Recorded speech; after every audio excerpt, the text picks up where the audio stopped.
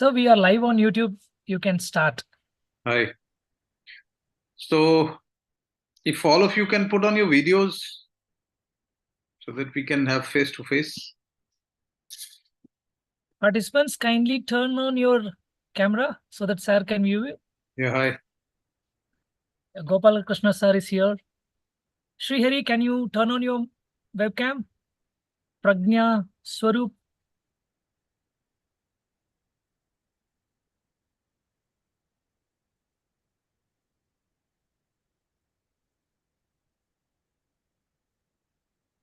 So apart Okay. from these students, students will watch the event on YouTube also, sir. All right. All right. If there are any questions, I will post it here itself in Zoom, sir. Sure. Right, sir. So hello everybody. Good evening. And good evening, sir. Can you hear me, sir? Yes, I can. Yeah, good evening. So Srihari had posted a question, so let me start from that. Murli, will you read it out? Sure, sir, I will read it, sir. So this question by Srihari was posted through Google Form. And the question is, can we establish an equation for the amount of electrical stimulation, learning or practice required for LTP for a certain amount of time, duration or memory?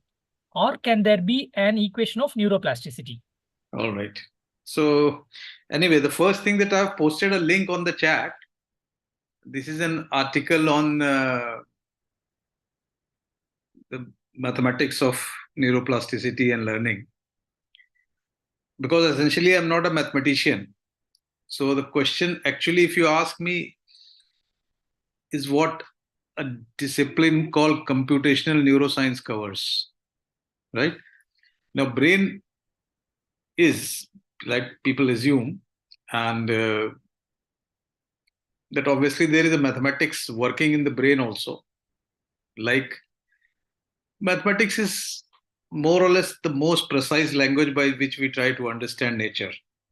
And this has worked well with a lot of physical systems. And obviously brain is a physical system with 10 to the power 11 neurons which are firing all the time. And there are specialized areas of brain which are modular in nature, although they do parallel processing and there's a hierarchy of the function. So obviously the question should arise whether we can have equations like we have equations for other systems.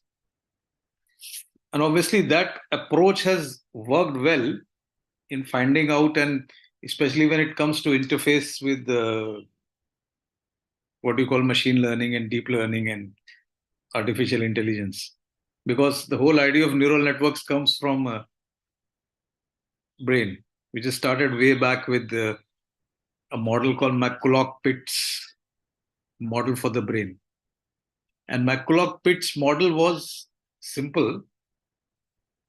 Well, simple to say, difficult to calculate. That what we know is that each neuron is connected to 10 to 1000 or 10,000 other neurons. So each neuron is receiving a lot of inputs. And these inputs can be exciting, excitatory, or inhibitory. So if you see the structure of the neuron, you will find dendrites, which are like antennas, over which a lot of neurons converge. And so the electricity coming from all this neuron is converted to chemical signaling. The chemicals are released in the synapse and they go and join the neuron on the dendrites and then trigger off another set of electrical activity. But this is not one-to-one. Each neuron will calculate this combination of excitatory and inhibitory inputs. And then if the final output is excitatory, the neuron will fire. If not, then it will not fire. In that sense, it's very, very digital, all or none, unitary stuff. But when neurons combine together, each single neuron doesn't mean anything. If you trace back, how do you trace back to a single neuron whether it is causing behavior or not? So neurons only work in groups, ensembles, and that is a complex network which is formed in the brain. So imagine all extra excitatory inhibitory on one neuron, multiply and then unite it with the whole ensemble, and that takes it to the level of 10 to the power 14 synapses. This is one. So you see the difficulty in finding a universal equation. So there is no actually E is equal to mc square. There's no E is equal to mc square in the brain. We haven't been able to find out a single equation, although a lot of mathematics is being done and reverse engineering is being done through artificial intelligence to understand, but there is still a huge gap. Why? Because when you talk of computers, the hardware is laid there. It is the functioning of the computer which can vary and which creates the various calculations, whether even that there, if you talk of deep learning, you know, there are hidden layers and all. In brain, with each activity and the connection between neurons, there's a change in anatomy also. The pattern of the connection between neurons, we haven't seen it because it's at such a level that we can't just visualize it. But I'm sure it's the geometric pattern of these synapses. So there are two important things. One, these connections of neurons to each other. And the second important thing is the firing rates, firing patterns. It is the firing patterns which actually go on to scale up and lead to behavior, where we record EEG and do a MRI and all. It's finally the way. So brain actually converts all these signals from various areas into behavior. We still don't know what is the final step. At the same time, brain is also receiving feedbacks from the environment, which go on to make memory and like what Shriyari was asking. Now, what is memory? It is understood as the changes in synaptic plasticity. And that is what neural plasticity is. This change at a micro level between the synaptic configuration is neuroplasticity. But given the modularity of the brain, and given that brain has specialized areas which finally unite to create a single unitary sense of self or reality or whatever you call it, it has been really very difficult to pinpoint at an equation. But I'm sure if you go to any of the computational neuroscience book, like I've posted one article, so all of you who are mathematicians can go and have a look at it. There are efforts being done on the basis of functionality, graph theory, network theory, which is being applied to the imaging, functional MRI and all. But till now, I don't think we have any one equation which can describe the function of the brain. We don't know whether we have it at all in nature or not. At least we had some equation for quantum physics. We had some equations for gravity, which obviously people discovered or invented, but at least nature was responding there. So with brain, we still haven't been able to find out, but the understanding is improved by applying mathematics to it partially. We still are very far from translating all that to. So let me, in one sentence, let me tell you, we still don't have anything which will define that, okay, this is the equation for the brain which will tell how much neuroplasticity is there. Even if you are able to do it, even if you are able to have an equation for memory, for example, but what after that? So you can say, okay, you have solved this equation for a small area in the brain. But whether your equation is going to tell us what is the content of the memory, how it is going to get activated, that will pose another set of problems.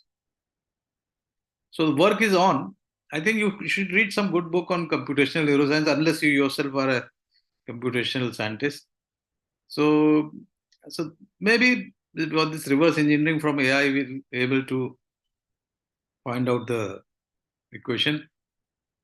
But till now, it's all at the level of computation. It's still not translating to psychiatry or to alter behavior. Like there's one field called neuroeconomics. Have you heard of it? Any of you? Okay. So what is happening that now, because neuroscience is at the interface of everything almost, so a lot of economics who are trying to find out this, at least this process of decision making, how the brain makes decision, is being looked at from the angle of economics and vice versa. That, but again, everything boils down the brain to firing patterns and connections of neurons. So it is not possible till now with our tools to look at the micro level of connections in human beings. Firing patterns, yes. But even then we know firing patterns, we can't put a lead into that within the head on a live person and see it. So what we have to resort is on EEG, which is the brain recording, and the MRI and all. And based on that, and plus research which has been done, which tells us the electrical activity of a neuron. But we still don't know how much a neuron is connected to. We have a broad idea.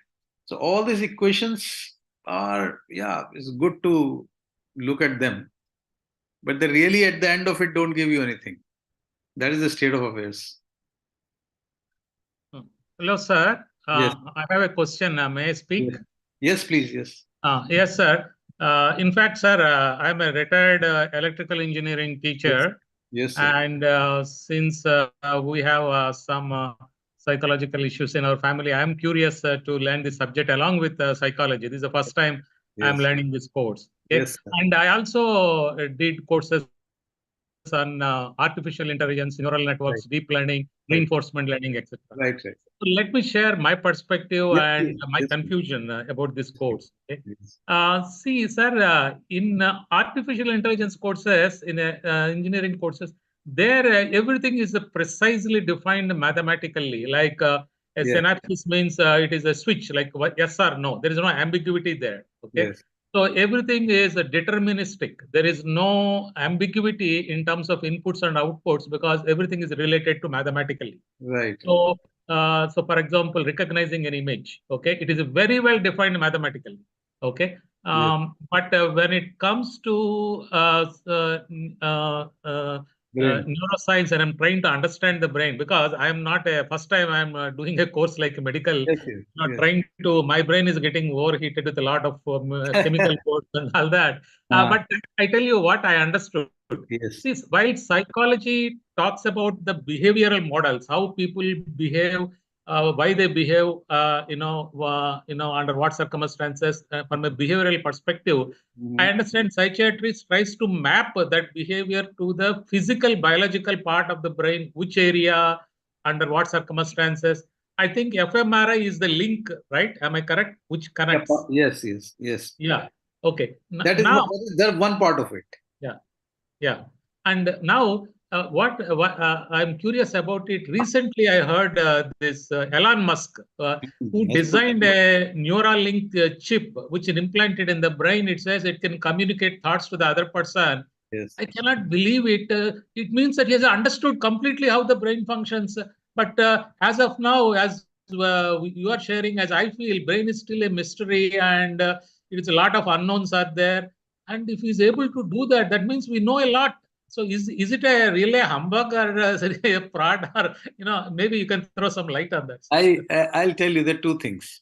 One, psychology has, you're right. So let me go systematically. Yeah, psychology is obviously has found out definitions to human behavior. Right? Psychology may be 100, 150 years of psychology, whereas neuroscience is a discipline of last 50 years, or maybe 60 at best. Now, the definitions of psychology, they devise psychological tests, people altering their behavior in those tests or in life situations. Psychology has developed like this based on theories like Freud's theory or cognitive theories.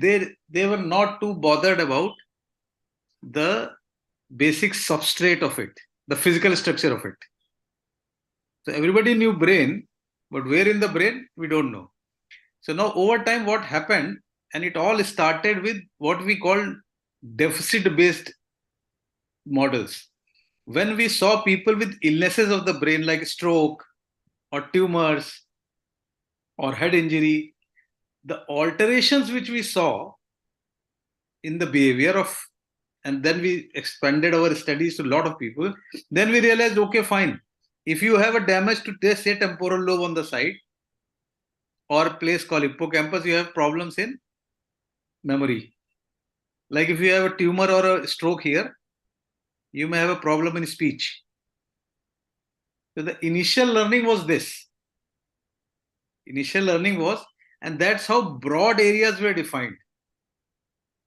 That from here you see occipital lobes, they are the vision cortex, and then you have hearing here, so on and so forth. As it advanced, then with lot of imaging, yes, one, and other animal studies, and with EEG, electroencephalography. Like you have a heart recording, you have a electroencephalography. Then we have slowly realized that what is happening in the brain is that as the brain evolves right from birth, it is right at the time of birth, and you are an electrical engineer, you will understand much better. There are 10 to the power 11 neurons, which are more or less in the place where they are going to stay for their life. But not all of them have formed connections. There are some basic connections. But as the person is born, all the environmental influences, so brain develops with that, and this complexity of this network increases. And this keeps on increasing till about 16, 17, 18 years of age. And in fact, the brain overgrows. By 16, 17, brain overgrows. So these connections, which we call synapses, are much more than they are required. And then what happens? Pruning happens. Like you do it in the garden, a lot of pruning. So brain shrinks a little bit. So that is why it is said between 18, 19, 20, all this personality, intelligence, everything gets consolidated. So as human beings, now you look at it, all of us, what we call self, is already developed in connection with the environment and context in which you are born and brought up. And then obviously you behave and act and all, which psychology studies.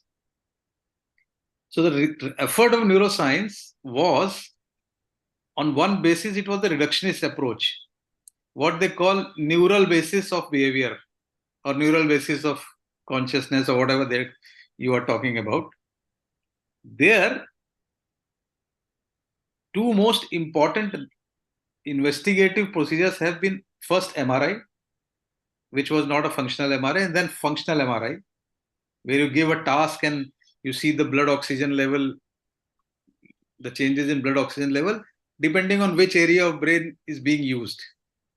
And the second big investigation is EEG. Now there's a problem there. Brain activity, when you're measuring, is happening in milliseconds or maybe less. And who knows, there is a quantum work going on. So we are talking activity in brain, which is an ongoing activity. All neurons are active. And even when your mind is at rest, your brain still has active areas, which we call default mode network. If all inputs to the brain are stopped, suppose your ear, eyes, and nothing goes in, your brain is still receiving sensations. From where? From your heart, from your body, from your joints, from your this, from everything, right? And even at rest, brain is forming a representation of the world, the outside world or body or whatever, and it is continuously creating it. It's not exactly what I'm seeing or what I'm hearing, because whatever sensations happen, they go in the brain. There's an already existing internal state, and these two signals have to mix up in certain areas, and this is all happening out of your awareness in, say, 300 milliseconds or so. Am I right? And by the time you become aware, it's already 300, 400 milliseconds gone. So actually, when you see a functional MRI, you are already, there's a lot of time lapse. So maybe you are seeing that you're doing mathematics and this area is getting activated. But when you are visualizing it, already a lot of time has gone. So we really don't know where did it start and what are the other brain areas which are contributing. So this is a problem of time in functional MRI. We know the place. We know the final place which is getting activated. The problem with EEG is you have 0.5 hertz to 500 hertz of electrical activity going on. What we measure is 0.5 hertz to, say, 40 or 100 hertz. We put electrodes all over and then record it. So we get waves out of the scalp, but we are not able to localize where is it coming from. So at best, we know that if there is a rhythm of 8 to 12 hertz, which is called alpha, which is at a resting state, if you close your eyes, alpha will be better. If you open eyes, it will reduce to higher activity. Beta is when your mind is active. Theta is when memory is being consolidated. And delta is when you're sleeping or you're in coma or whatever. But there is a whole, it's all over the brain. We don't know where is it coming from. So over time, when you put electrodes into the brain in animals, or then you get it, then the qualitative thing differs. Then you don't get similar patterns. From top, you are recording from an ensemble of neurons, a larger electrical activity. As you reduce the number of neurons, it will not be the same signal. Because if you go to a single neuron, what you will find is action potential. So this between where and when in the brain is still a problem. Plus, because the computer networks have been formed from mathematics, but brain, there's a lot of, we don't know. Actually, it's like a black box which you don't know what is happening. Like if you see something, there is a lot of feature extraction which happens in this part of the brain. But before this happens, those signals are already mixed with memory. Or emotional centers have already assessed it, that of what value this thing is. So ultimately, the final parameter of all this remains is behavior. Plus, I'll tell you the biggest problem in neuroscience, which is still not resolved. If you are able to take off a scalp, right, in an active live brain, nobody has seen that. What are we going to see? Suppose even if we cut the brain and brain is still active, what are we going to see? Tissue. You take it further. If I can open all 10 to the power 11 neurons on a plate in front of you, and they are alive, still what will you see? You'll not be able to see electricity. They're all electric active. At the end of it, what you find in the brain is electrical activity and chemical activity. But so that is the physical level, absolute physical level. Agreed? Sir, you have shared that the switching occurs across neurons using neurotransmitters and through synapse. Signal transmission. Yeah, signal transmission. Are they real physical or is a model? Physical. Absolute physical chemicals. So okay. So if the electrical activity comes from one end to the other end, like like in a wire, if it comes from one end to another end, to send this signal to the other neuron, it is sitting like this with a small gap. Now, how do you cover this gap? So at the end of this, there will be certain chemicals like serotonin, dopamine, and some other 20 chemicals, which will be secreted and caught by this, the other one. So this may excite or inhibit. So the real problem arises, sir, this is the basic. Whether we make equations out of it, whether we do a functional MRI or we do quantum physics or we do non-linear dynamics of it or chaos out of it or whatever. The problem is that how does this convert to our feelings, our thoughts, our experience, our self, the subjective sense of life. This jump we have not been able to define till now. Like, for example, we talk of thought, this thought, that thought, and thought experiments, and right. But what is thought? I mean, we are in a big soup actually. Sometimes I wonder and I often tell people that let's drop these definitions of psychology. Let's not bother whether it is emotion or motivation or attention. Just look at the brain and see what the brain is doing. But at the end of it, you have to say something about it. That precision is a big problem in brain. And that is why no equation works. All equations work when you are trying to do is in interface with whatever machine learning and this stuff is happening. It is not converting back to behavior to psychiatry. Yeah.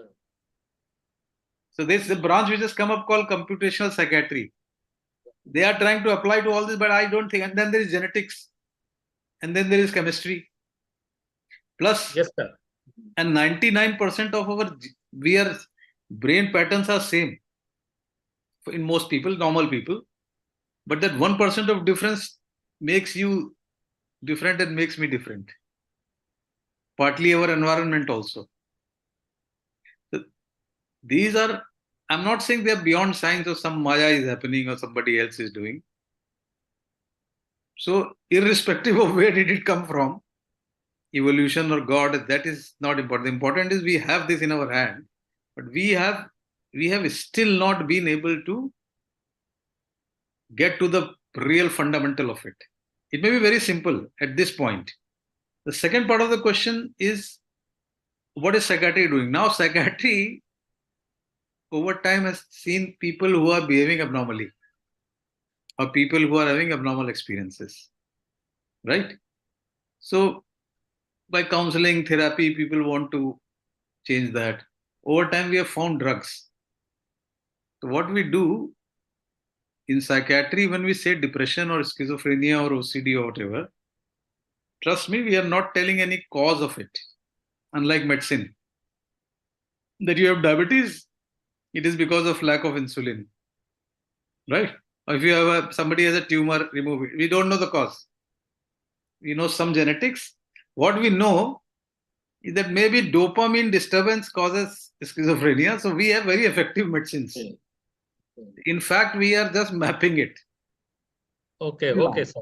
So as I understand, most of the cures of so-called psychiatric diseases are based on exciting or reducing dopamine or serotonin. Yeah. So antidepressants, no? That's what we call, right? So we have clubbed medicines which work on depression, something which works on schizophrenia called psychosis. But there's a broad definition. A lot of these medicines all medicines work on chemicals only. Chemicals. So by altering chemicals, we alter the firing pattern. Okay. So those medicines are exactly like all that marijuana. Those are also like similar, right? They also alter, but they alcohol, create marijuana. Yes. Psychedelics, they are working on it. Okay. Any chemical can alter. I mean, low sugar can alter your brain. Or excess water can alter. Brain exactly, it's such fine-tuned instrument. And because of sometimes when you read I mean, there's such fine chemical changes happening in certain areas of brain, which will determine your sleep, your thirst, your hunger, your lust, your thought process, and then people have repetitive thought process. One area of brain is not working. See, for example, you do something and we like it, right? We repeat it again. Sometimes you do something and you feel bad about it, and you start feeling guilt about it. So there is nothing. How do you know what is guilt in the brain? It's again electrochemical signaling. Brain doesn't have some other chemical for guilt. The same chemicals. Yeah. With certain firing pattern can create guilt, and it can create happiness also. It can make you into a Albert Einstein, and it can make you into a devil also. Okay. So Okay. I seriously at this point, if you ask me, sometimes I'd say it's like quantum physics. You know quantum physics. Yeah, So it's very good. nobody has seen quantum states, but everybody knows the mathematics of it. We are also like that. We know something, but really don't know what is happening in the brain. Someday, yeah. Sir, so as I try to read, I think what we have understood so far is all the so-called psychiatric disorders, we are able to map to the which part of the brain responsible for. Is that correct? Reasonably. No, not really. Only few. For example, speech disorder, we know that which part, left brain, temporal, frontal. Yeah. So we are only able to map definite areas to problems which are very, very physical. You understand? You can't speak. It's a physical problem. A certain area of brain gets damaged. But if you look at a kid called autism, kid with autism, who doesn't speak, they don't have language, that you can't pinpoint. Like a person who has dementia in old age, so we know there's a memory problem. We can broadly say that this is the area where it is damaged. But then there are personality changes also. So we can, in some, like if you have a vision problem, you can still pinpoint here. If you have a hearing problem to certain other areas of brain. But if you say somebody is sad or depressed, you can't pinpoint. Yeah. Why does somebody decide in a certain way? We know the broad areas. Okay. And that functional connectivity has come through functional MRI. That is where it has helped us. We know that there's an area called basal ganglia where a lot of decision making happens. That functional MRI has told us, but it is much more intricate. Much more intricate. Yeah. So it's very interesting. As we know that there are many unknowns. And that is the big challenge when AI people talk that we'll make super intelligent and all that.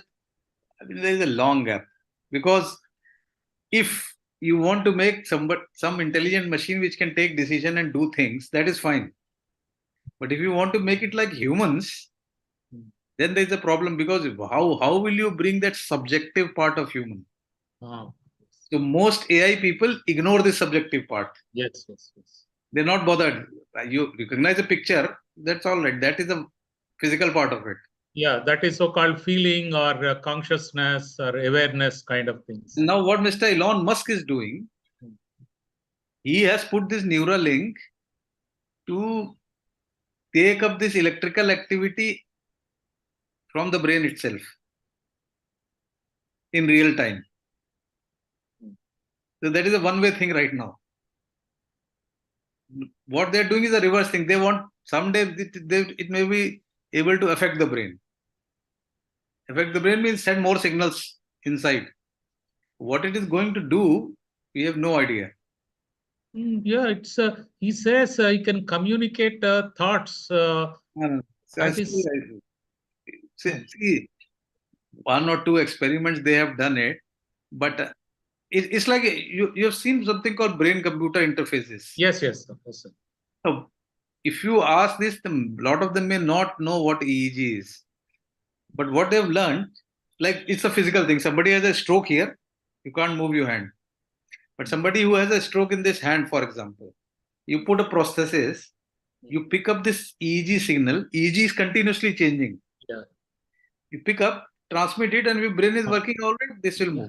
Yes, yes. So basically leveraging the electrical signals in the brain and correspondingly mapped and then amplifying it and using it for prosthetics for communication.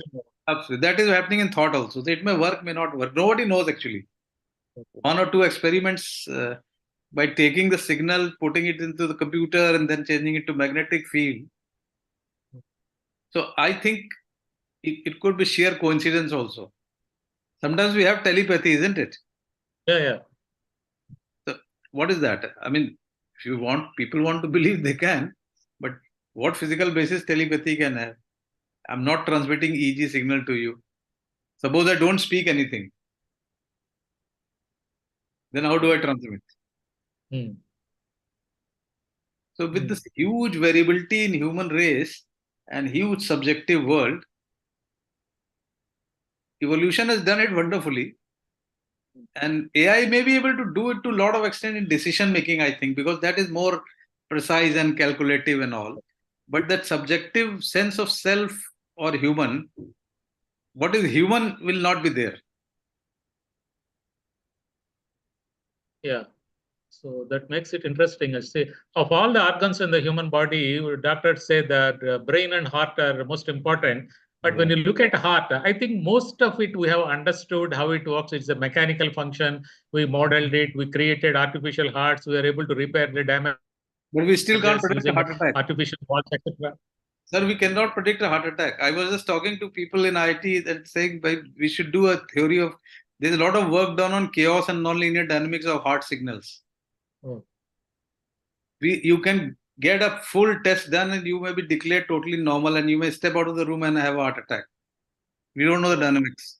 Okay. Still, so no test can predict whether you're going to have it or not. So all this stuff of this food and this and that and all that, trust me, it's all again a psychological thing. Yes, yes, I understand. See, where I'm coming from is the extent to which we understood heart, for example, the mechanical aspects, the pumping aspects. We are able to create artificial heart and then keep the person alive. Similarly, which is not possible in the brain today, we are not understood. We cannot have an artificial brain. When somebody is brain dead, we cannot replace that brain. That's no way. No. We can't even replace neurons. Neurons are there. They're now not. Neurons are the things which do not get replaced. See, nature does not want to replace the self. Nature can replace liver cell. But once neurons start acting in a specialized manner, they continue till they are dead. The connections may alter, which is called neuroplasticity. So I may remember this pattern and decide there is something. And new learning can make the pattern like this at best. So that memory will be erased or incorporated into the new. So we are all products of memory only, of the synaptic connections. Yes, yes. Sir. Now I can relate to that. You said one statement, up to 16 years of age, there's a lot of activity, neuroplastic activity. I think that correlates. The children, that young age is a very, very important. Whatever impressions, concepts they form and they live for lifelong. And it's very difficult to change afterwards. All story of adult is written in childhood. Yes, yes. And now I can relate to what mistakes I made actually in my life. Okay, sir. Thanks, sir. Thank you. Anything else? Shrihari, did you see the link? Sir, good evening, sir. Yes. I haven't seen it yet, but I would definitely go to it. If there are no questions, find it someday. You'll win a Nobel Prize. Sure, your motivation would definitely do a lot. E is equal to mc square. But no, it's so challenging. I'm from a not mathematical background. I read it intuitively just to understand this. I'm trying to understand the physics of brain. It is fabulous. I mean, I pick up books and everywhere they're talking about the same stuff. With this, you type neuroscience and you'll get millions of articles in a physics, right? Nobody is able to weave a story out of it.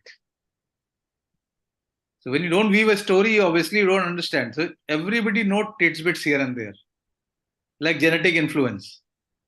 We don't know a gene for schizophrenia. We know genes for some other illnesses, like neurological illnesses, chorea. We know Parkinson's disease happens because there is a deficit of dopamine in a certain area in the brain.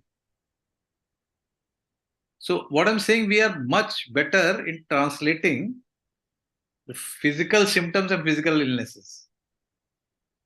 When it comes to behavioral, then we are still groping. Sir, recently I heard about this quantum healing. They say this is a German technology. For example, the other day I was talking to one person and he says, my son is in Singapore and he has some psychological thing. No, we have a quantum healing machine and then it is waves can transmit and can heal. Is it a fake or is it scientific? It is all fake. It is all fake. Sir, the problem is when people, there's a guy called Fritjof Capra who wrote a book, Tao of Physics. The language, when you translate quantum phenomena into language, it starts appearing as mysticism. Like I've written a book called Maya is Reality.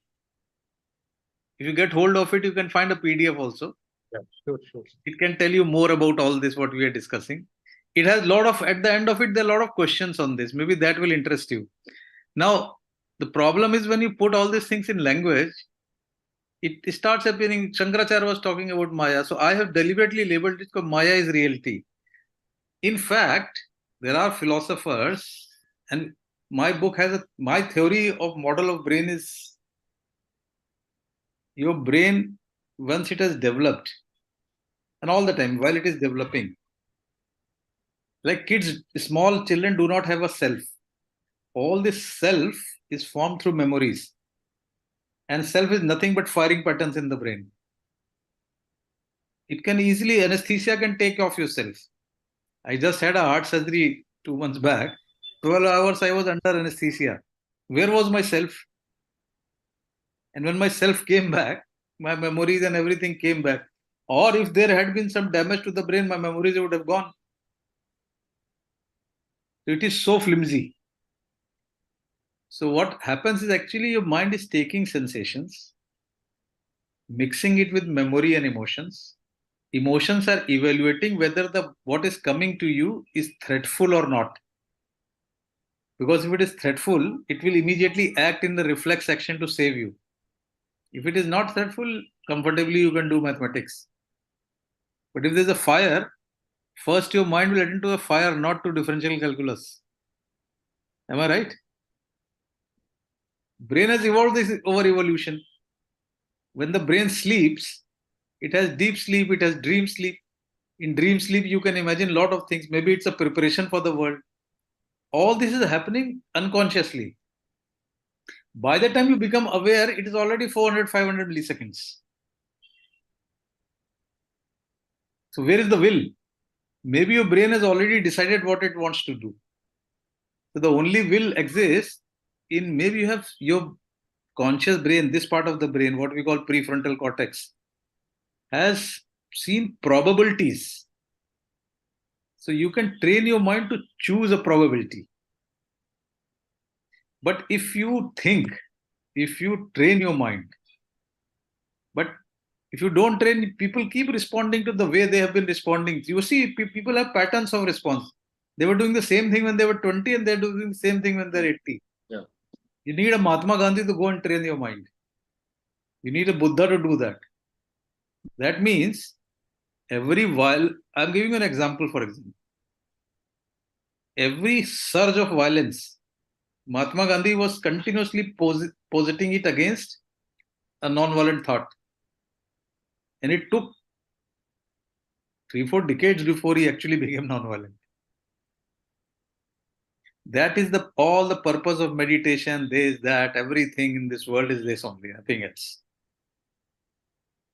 So all these people like quantum healing and it's all quantum foolishness actually. We don't know quantum, what are we healing? Where is the quantum wave in the body? We don't know the cellular activity. Suppose I give you a neuron And suppose we are able to decipher all neurons. So there was a data recently that a single neuron activity is almost equal to 8 layers of deep learning. It's so complicated.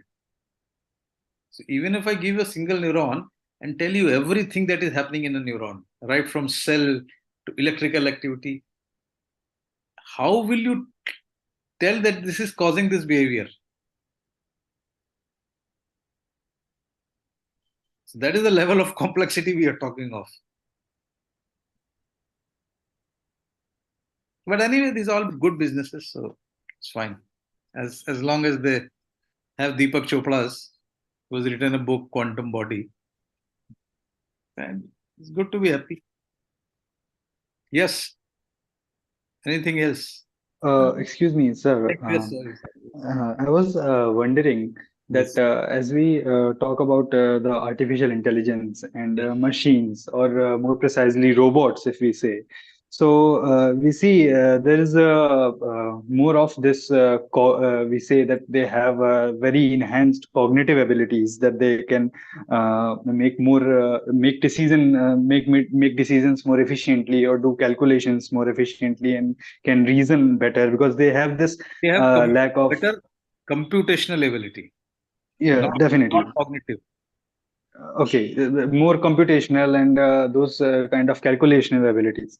So, and also when we study the human behavior, then we generally attribute the behavior to the chemical actions. As we, for instance, if we take the action of oxytocin, or that we say that is a love hormone, or we say the people who use those kind of sprays in shopping malls or shopping complexes to make us comply to their requests.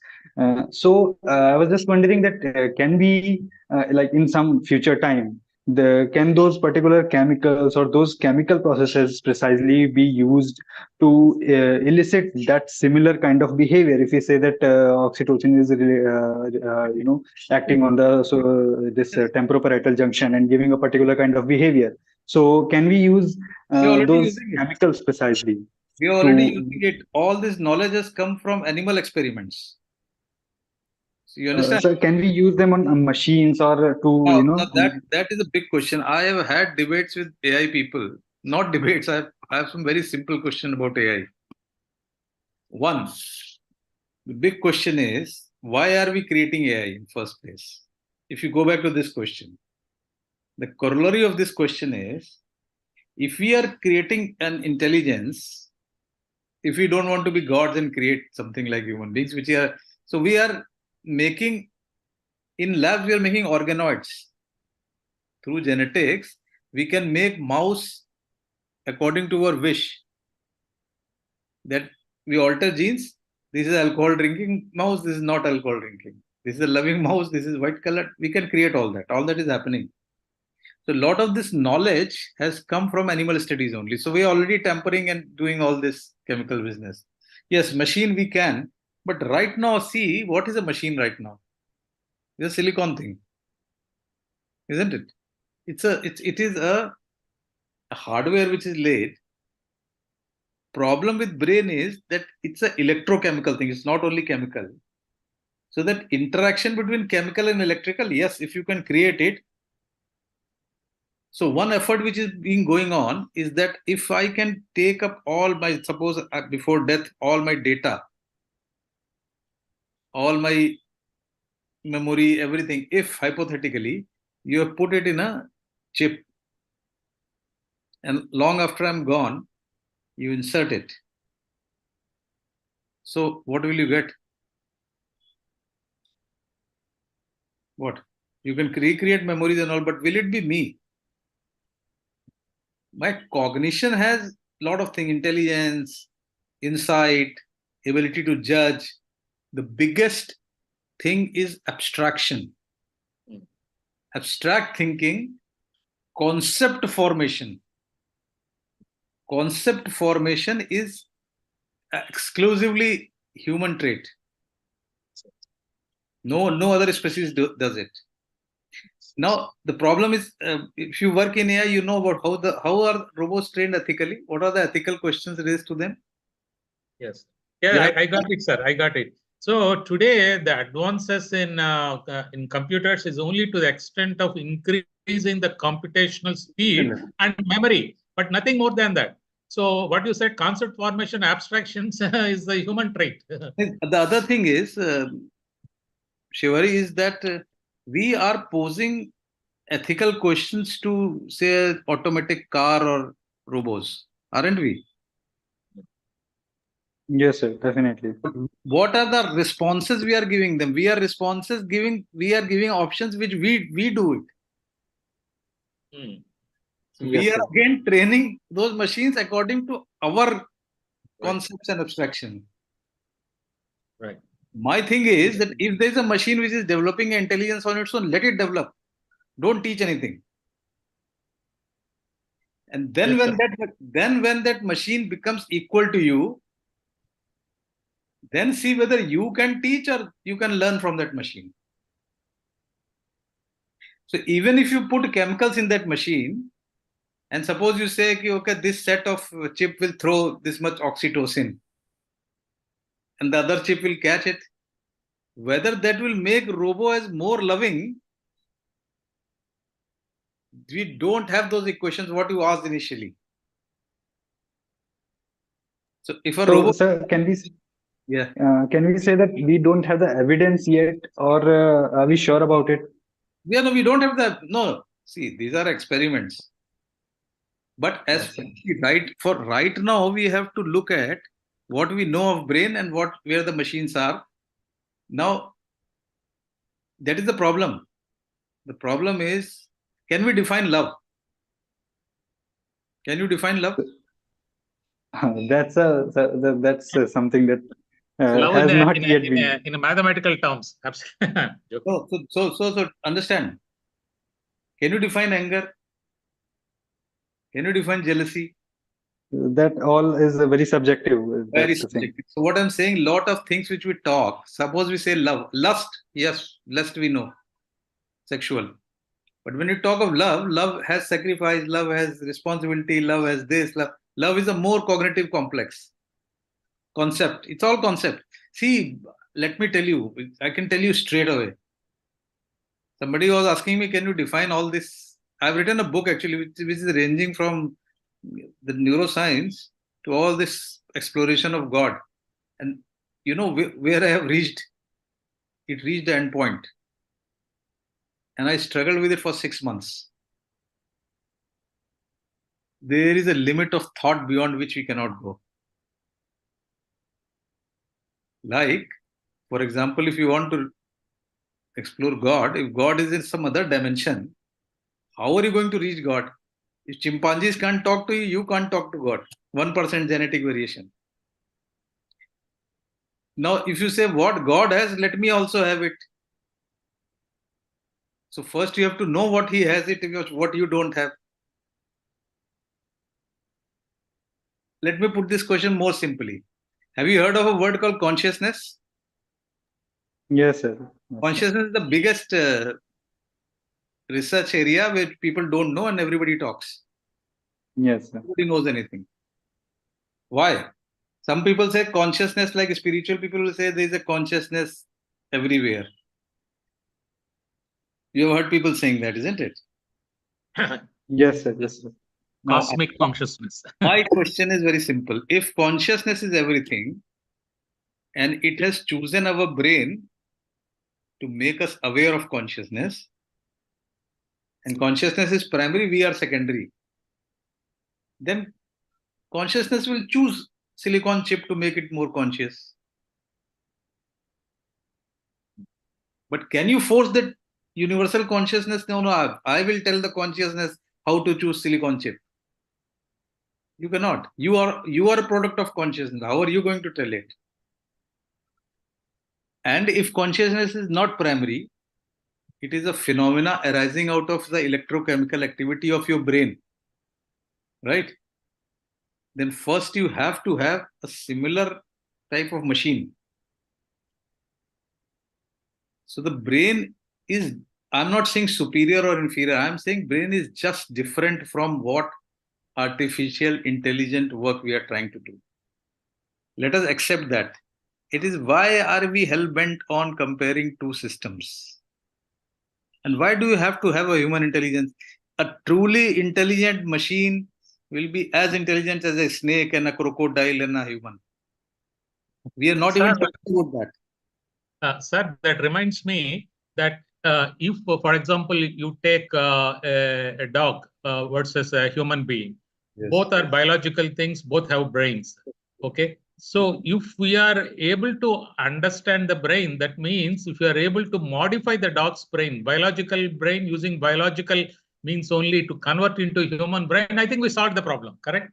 Yes. So at least at biological level. you know, after hitting the wall in neuroscience research, what is happening now? Everybody is going and talking and writing books that to understand our brain, we have to go and study the brain of other animals. We have to go back to evolution and see how it is evolved. So we have to study other species and then see the difference. But I'll tell you surprisingly, in all mammals, there is no brain area which is different in human beings. No new area. Human beings don't have any new area. Some areas are more developed, like of speech and thought and all that. But there are no new areas. And 99% of the genes are same. Patterns are same. Mice has the same encephalization quotient like we have of brain to body. That is why people study mouse. And then they try to put this model in the brain. Brain again complicates. So now there are two schools of thoughts. One which believes that mind is different from brain. And mind is universal, which is more towards a spiritual thing and all. And brain is just an information processing machine. And the other, which is working on AI, and the brain is a computational machine, although it's different from computers. So what you're saying, Shivari, is pretty possible. Someday, maybe we don't need even chemicals. Maybe we can just change the firing patterns of input and output. Yeah. Maybe the day when we can create a biological computer purely with the chemicals rather than silicon chips, maybe we are nearer to. Do we know what happens in the hidden layers in deep learning? We still don't know, I think. There's a lot of black hole there. Black box, rather. Yeah, but hidden layers are known, sir. Mathematically, we know it, but only thing is the order of complexity is higher. But now yeah, that is a way I wanted it is to. it is not like. It is not a hidden, truly hidden, because it is made by us in precise mathematical language, right? Yes. But once the order of complexity increases, Yes. we almost consider it as a hidden thing. Yes, we consider it as a black box. Okay, It's a black box. Imagine brain where you have inputs like sensations and output in a behavior. And in a given instance, what you just know is that 400, 500 milliseconds of frame of reality. And then your brain is weaving a story which makes him Shivari and makes Murli into Murli and me into me. So these processes are so variable, so many, so modular, and then they unite into one. So what I'm exactly saying is this level of complex. Plus, you have 1,000 chemical reactions going on, 10 to the power 18 operations per second going on in the brain. Brain is continuously firing, and not only firing, with function, it is changing its structure also. What you asked about neural plasticity. That synaptic plasticity is changing. Memory, so much memory we bank on, but trust me, with every passing instance, your memory is being changed. Do you realize that? With new information, you would not remember the same thing. I saw you about 15 minutes back, and now when I'm seeing you, that memory would always be transformed with the new information. What are we banking on? And then memory tells you what is conscious, what is not. So I think some good, intelligent, wise people in the past had recognized this very well. At least two people, Buddha and Shankaracharya. Buddha said that every instance, what he used to call skandh, aggregates, From feeling, from perception, from meaning, your brain is creating reality, to which we are giving concepts and consciousness and all that. And that is what he was asking us to ignore. Let it pass. To which Shankaracharya said, it's all Maya. Maya means this is illusion. The illusion of reality. If you read reality, then you will be even more surprised. And I'm not saying spirituality, huh? If you go and read Relational Quantum Mechanics, Carlo Rovelli, it will tell you exactly what is existing. We have heard of something called measurement in quantum physics. Yeah, Heisenberg uncertainty measurement, right? Observer. Yes. Yeah, When observer. you Okay. measure, So you find. the measurement is relative to the observer. Yeah, so nothing is fixed then. It's all fluid. So mind is living in this reality. And so, but largely because everybody has the same set of neurons, more or less same geometric pattern, basic processes are the same. Part of the brain goes into making you live. Emotions have a universal pattern. Thinking has a universal pattern. Then they are all superficial differences of where you are born and what you have learned. Now, people in well living, these small differences are made into huge gaps of all the drama which is happening in the world. So the level of complexities are humongous. Right from one cell, one neuron, to 10 neurons to 1,000 to so on and so forth, at a physical level, with so many chemicals altering, they have a very fine balance. Even body has a fine balance. Your sodium should be between this and this, otherwise you will be gone. Right? And then it converts to behavior, which creates another level of complexity in society with history and philosophy and words and words and words, which again go back and feed your mind. This continuous process is very difficult to catch. Computationally, yes, it will be far better because playing chess is nothing. Computer can see more steps than your mind can. Yeah, but you all should try putting in something.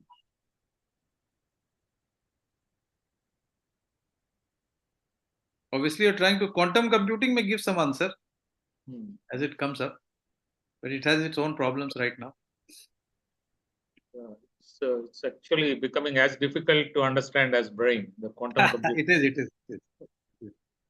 It is. Yes, sir. That may be why we compare this analogy of mind with the universe. That Yes. a lot of it we still don't know. There's still a lot of it. We actually, I mean, this is again. I believe in something else also. You also know it, and while we are making computers, our mind must be also, brain must be also evolving. But we are stuck with basic definitions. We, in our arrogance, the scientific community and psychologists and plus all this new age gurus have confused, put in nonsense into it. We are sometimes stuck with basic definitions. Mind. What is mind? But we have schools of thought. So what I'm saying is we have to have new models which will come up. And sometimes maybe we'll have to drop this definition, find out new definitions while we are talking of brain, neuroscience and all. But the problem is, what do we refer to? We should have a reference point. Unless we go really from bottom and see what the... So at the end of it, suppose it creates a mental state, which, okay, let me not call it happiness. Suppose you don't know what happiness is. But if you are in a mental state where you feel good, again, good word comes in. So if good comes in, bad also comes in. You understand the difficulty I'm saying? So how will you bring the precision and objectivity into it? And if I say good, your good may be different from my good. Suppose I say, okay, you create a state of the mind where you are honest. Okay. But suppose there is no concept like honesty. You don't know any concept. How will you define it? Against what?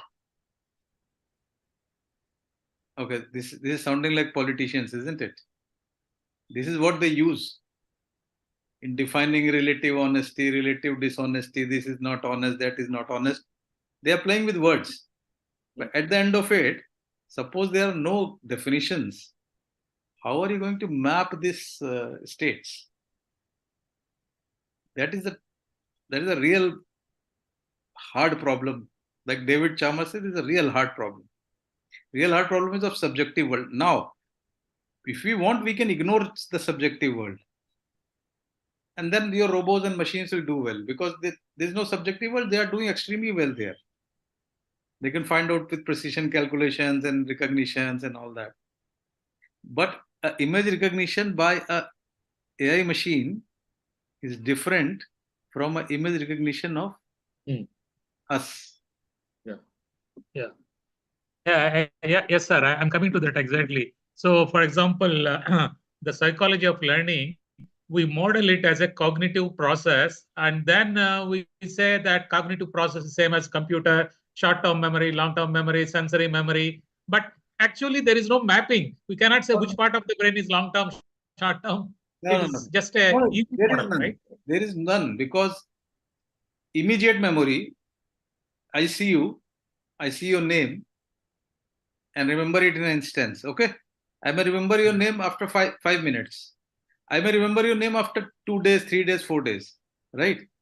But when somebody says, okay, was there Mr. Gopal in your interaction? What do you think? What will come to my mind? Your name will come. GOPAL pattern will come. Your face will come. Your smile will come. The interaction we are having, whatever feeling we are having towards each other will come. So there can't be a box in my head which is in your name. It is so widespread. If you say word rose, it means everything. Your memory of rose will be different from my memory. So there is no pigeonholing. This terminology in computers have been taken from neuroscience only. That is why. A computer doesn't have to have immediate short term. Once you type it and press it, it's already, you save it. Computer doesn't have to go on reiterating it and saying that this was saved. It is saved, it's saved. Our mind, if you don't practice, is gone. And with every memory, there is some neuroplastic changes happening. Not only in the structure, micro structure, but also in the firing patterns. Same neurons, it is said, neurons which wire together, they fire together. It's a functional thing. So all this new neural network has come only from neuroscience. There was something called Hebbian and Hopfield and all that. Some of this goes into electrical engineering. But at the end of it, let me also tell you that brain has a certain level of physics. Mostly, I think it's a very, very non-linear, chaotic dynamics which is happening. Although what we live in a world is a Newtonian world, we think we are living in a Newtonian world with cause and effect and reversible and this and that. But again, that is a big illusion. So there are many levels of complexity, and people are trying to look at it from angles of philosophy to this, that, whatever. I think we should. Ray Kurzweil had written a book called How the Brain Creates Mind or something. The guy, Google guy. He was also talking about the same thing. But if you read carefully, then I think you'll find things. Yes. Shivari, you are there. Yes, sir. Yes, sir. These gaps which you find in reading are the research questions for young generation, for people like you. Definitely, sir. Keep asking these questions. Keep writing these questions. Definitely, sir. Maybe we'll find some material we don't know, like neuron, right? Which will be different. Then all this will happen. But by that time, yeah, keep doing it. Things will keep happening. Sir, just one general question. See, we are studying these psychiatric disorders. Basically, they are behavioral disorders. And the kind of drugs, for example, psychiatrists prescribe, Yes. they are only excitatory or inhibitory, right? They are not actually cures. So no, these medicines directly don't excite or inhibit. They work on neurochemicals, neurotransmitters, either raising their levels or decreasing their levels. So the raise or decrease will determine how they are going to affect the second neuron. Okay. Through synapses and see everything. So even when the chemical is released and attached to the synapse, it is not. It doesn't just excite and all. It changes. It goes up to the genes. Yeah. There are multiple levels there also. So, but really the behavior cannot be fixed, correct? Right? Behavior cannot be fixed. Our behavior keeps changing. When we say we are an entity and I am this or I am that, our behavior keeps changing from minute to minute. Yeah. For example, the ADHD syndrome, we can't say like diabetes, this is a drug, okay, this is the medicine you take. You can't, correct? We cannot. Because so that's what I'm saying. There is no pigeonholing, there is no definite equation, there is no precise area where we know it's going to work. Some medicines work in a different area and lead to some other effect. So if you give, for example, if you give a medicine which increases dopamine in a certain area, in Parkinson's disease, it increases dopamine, so your movement and tremors are gone. But if you increase dopamine in some other area, it will lead to psychosis. Same chemical. Plus, what appears on the surface, that when we feel good, when we feel rewarded, dopamine is involved. But then there are other areas which are given, which do the prediction error. So brain at best is, if you ask me in one sentence, brain is a predictive machine. The purpose of which is to make the owner of that brain survive. Why survive? So that you can pass your genes and reproduce and continue the species of human beings. That is evolution redux. The brain has to take in senses, compare it with memory, evaluate it in the hierarchy of threat so that you are safe, then mix it with the already existing internal probability state, which reaches the conscious brain, where you may have Bayesian process or Markovian process or whatever it is working, and then take a decision to act, not to act, have an emotion, and receive a feedback accordingly. And then how to anticipate? To anticipate the state of the world in the next instance. Your brain just wants to know this. Right now, you're feeling secure because all of us are appearing very secure to each other. Suppose one threatful thing comes in here right now. The next state of the world will change for you. Not the world, the representation of the world. Yes. So even in the same world, all of us are not having the same representation of the world.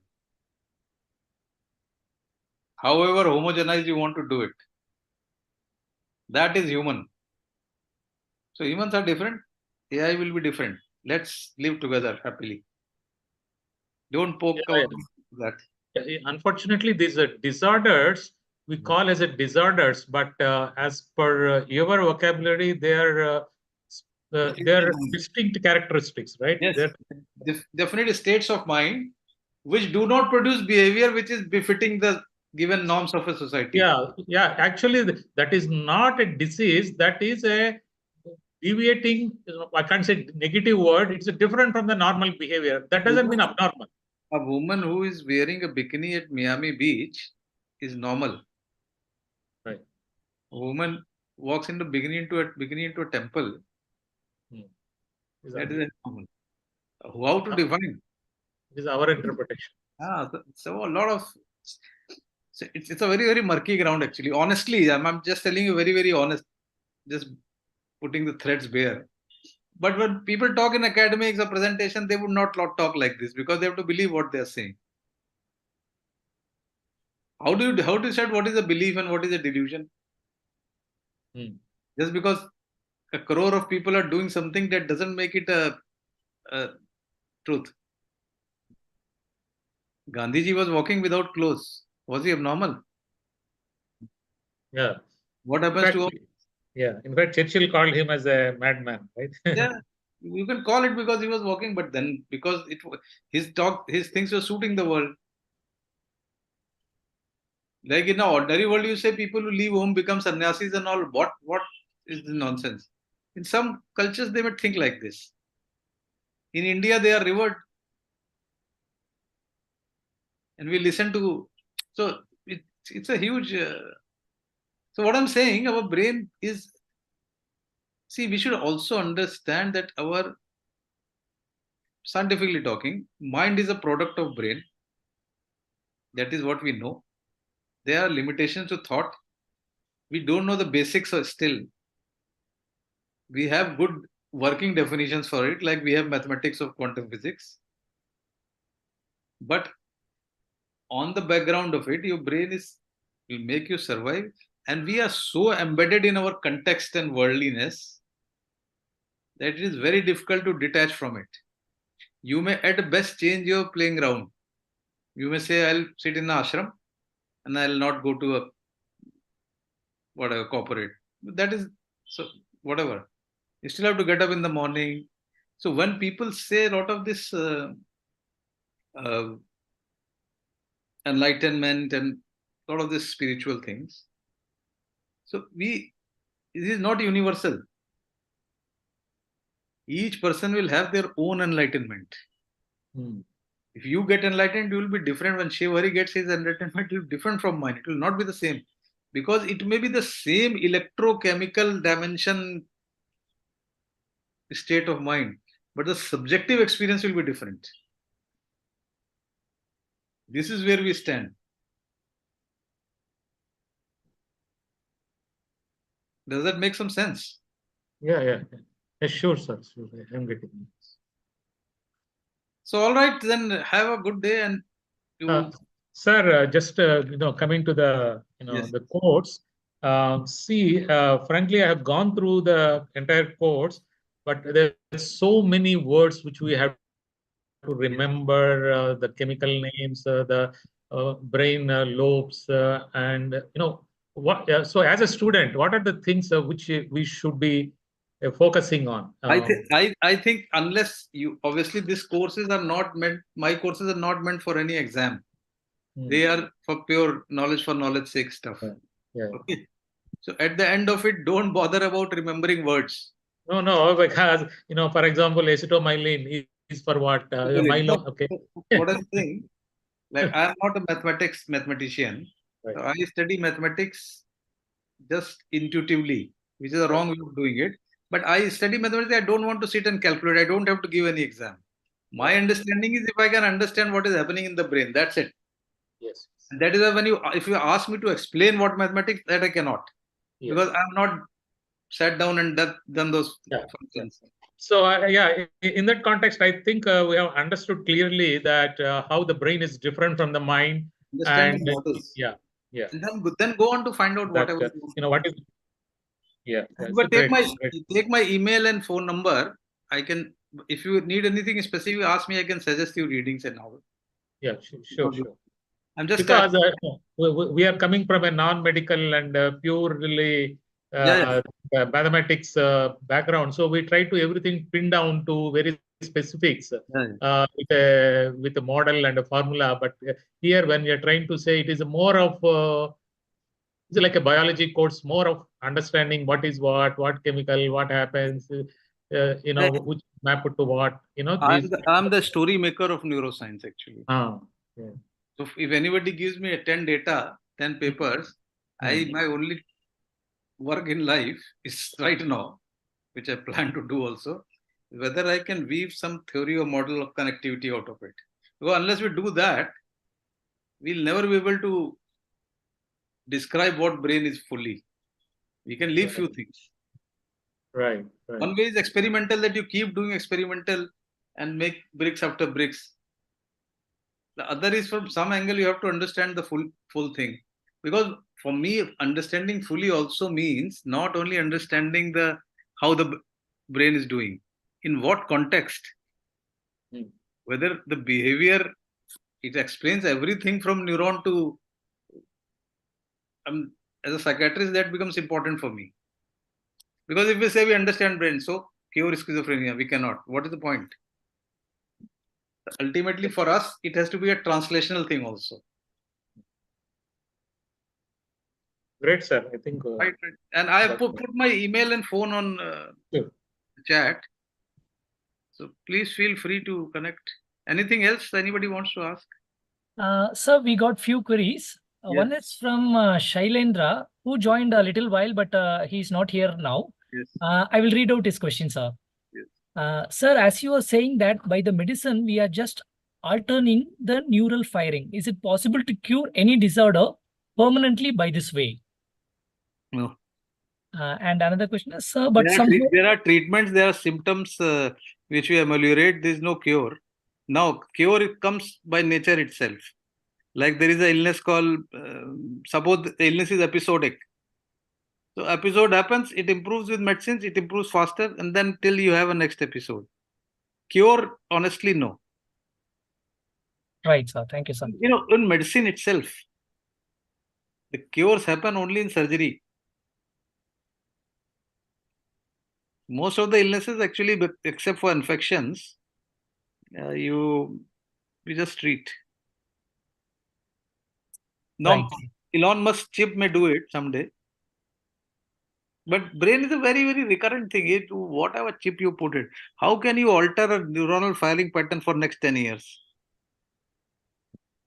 You cannot. Otherwise, robots are being made for this. Nah? We don't want to be a robot. It's okay to be sad, okay to be happy, sometimes more sad, sometimes more loving. You don't want to make us into a zombie. Zombie we are already making. So this whole fight between AI and human is foolish actually. I think people have not thought about it. They should sit and think more. What are they trying to create and why? Yeah. Right, sir. There was another part of it, na? Question you're saying? Yes, sir. Sir, but somehow we are bypassing neural function. Bypassing. Yeah, that's what. No. We are getting into the neural function. We are just entering and altering it through drugs. Eventually, drugs will not do anything. Neurotransmitters don't do anything. The balance between neurotransmitters alters the firing patterns. We are eventually, everything comes from the firing patterns. So we are actually getting into neural function by altering chemistry. We can also alter neural functions by pacemakers. Someday Neuralink will do that actually. Eventually Neuralink, yeah, it can change it. I see there are oscillations in the brain. Na? So in my book, if you get hold of it, I have written one, this was 2019, that if we can put a pacemaker in the brain, which can record all normal oscillations of the brain, of all emotions, every damn thing, and then see the aberrations and alterations in people, and then automatically correct it. Like if the oscillation of the brain of sadness is known and of normal mood is known, and the chip will read sadness for maybe 12 hours, and then it will give a small electric pulse and then change it. But there'll be a problem. Suppose somebody dies and you are sad, and the electric pulse is sending pulses to improve your mood, and you start laughing there. So all your social structure will fall. So the human will is there. Even when you're feeling like laughing at somebody's death, you will not. Your brain will inhibit. Yet inhibition is more important than excitation in brain. In fact, the upper part of the brain is actually inhibitory and it suppresses all this animalistic behavior within. So in that sense, some spirituality was right also in the past. You train your mind to control your animal instinct. Your brain is already doing it. But what is the schooling about What is the education about? What is the religion about? What is the society about? It is turning you into a, it is training your mind to control. That's it. A kid will not know when to laugh or when to throw or when to spit.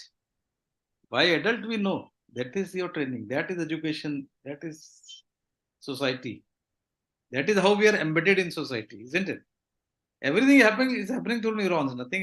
Neurons stop firing, you're gone. Sir, today I heard somewhere that brain transplant experiment was successful. Is it real? No idea, sir. I'll read it. Okay. Maybe So- some part of it they've done. Okay. So that means the brain connecting to nervous system. Okay, a live brain taking and connecting it to another person's not possible. No, see, possible everything can happen. But you understand, if you put, suppose I put my brain into Murli's head, what will Murli be? It will be Alok Bajpai or Murli? Yeah, it will be Alok Bajpai. Yes. So where will Murli go then? What is the point of transplanting? Why are you trying to create Alok Bajpai out of Murli? So you understand? Yeah, where I'm coming from is it biologically, is it a feasible, practical? No, see, experimentally part of it, but having so many neuronal connection, creating in the whole brain, maybe someday we are able to cut one brain and put another brain and connect it to spinal cord. But try to understand all our sensations, all our understanding of self, and all our understanding of being together also comes from your body. Okay. Your brain is not only brain, it's Okay. your body also. Okay, that's interesting. So the body is also brain. Yes. Body is also embodied cognition. So it's all Sounds embodied, it's all together. Yeah. Great. Thank you. Anything else? Yes, sir. Two queries are posted in YouTube chat, sir, by participant Rushikesh Stanikar. The Yes. question is, sir, can you please guide me about what should be the research perspective of somatization disorder? Research perspective of somatization disorder is, first we have to, it can be done at multiple level. One, obviously you have to rule out any physical illness through MRI or CT scan, or do a EEG, find abnormality, rule all that physical stuff. Find out if there is any other biochemical abnormality happening. Low level of diabetes or thyroid, which can be causing real symptoms. So in somatization, first you have to rule out existence of any real physical background illness. The second, you have to find how the person perceives his body. The perception of the body image, one, the fitness of the body, two. So all that can be happening at a thought level. But the real thing is that these small things which happens in everybody's brain becomes a big thing for somatization people. That is one. And the second big thing is expression of that illness becomes the brain's release mechanism. So the story of, see, we all are living in our stories. So for somebody who's having somatization, every stress will be converted to somatization. Every unresolved conflict, every damn thing which is happening in the brain, for them it becomes a symptom. For other people, it is something else. Right? So there's a whole lot of research right from physical level to cognitive level. But the real cure comes from if we can convert this thought process, partly with the help of medicine, but largely with cognitive behavior therapy, of breaking this link between physical symptoms and the underlying stress, which the person may not be even aware of it. So there lies the whole wide area of research. Does it answer, Rishikesh?